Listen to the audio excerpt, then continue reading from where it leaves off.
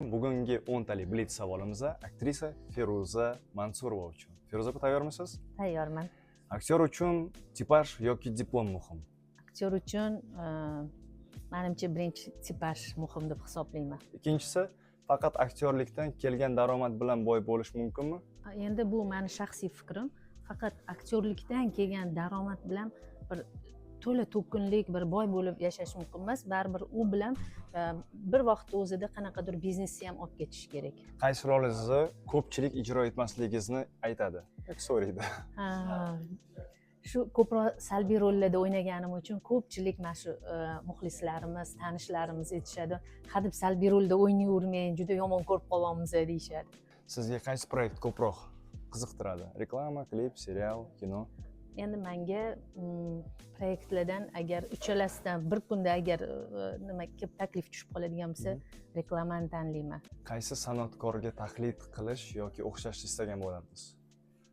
Yo'q, lekin men hech kimni taqib etmayman. Ya'ni o'xshashim kerak deb taqlid qilishim kerak degan anaqam yo'q. Keyingi savolimiz, mashhurlik siz uchun omadmi yoki harakat? Mashhurlik meni fikrim harakat. Keyingi savolimiz, ya'ni 7-chi savol, ssenariy muhimmi yoki rejissyor? Bunda rejissyor muhim deb hisoblayman. Turkiya yoki SNG proyektlarida rol ijro etganmisiz? Ha, ijro etganman.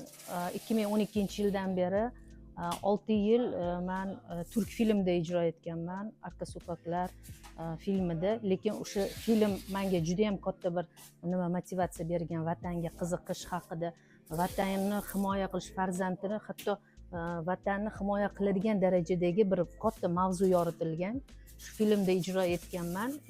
Kapitanni xotinini Sinesa rolini. U menga yaxshi ta'sir qilgan. Keyingi savolimiz, orzuyingizdagi rol? Orzuyimdagi rol Xurram Sulton bo'lib o'ynashni xohlayman. Oxirgi, so'nggi savolimiz, yosh aktyorlarga 3 ta maslahat. Yosh aktyorlarga 3 ta maslahatim, birinchi o'rinda bilim olinglar, yaxshi o'qinglar, o'zinglarni kasbinglarni professional mutaxassisi bo'linglar. Keyin kibrga berilish kerak emas. Qanday samimiy, sof bo'lgan bo'lsanglar, mashhurlik darajasiga yetganinglarda ham sofligingizni, samimiyligingizni qolishinglarni xohlayman. Keyingi aktyor yoki aktrisa kim bo'lishni istaysiz? Kommentariyada yozib qoldiring.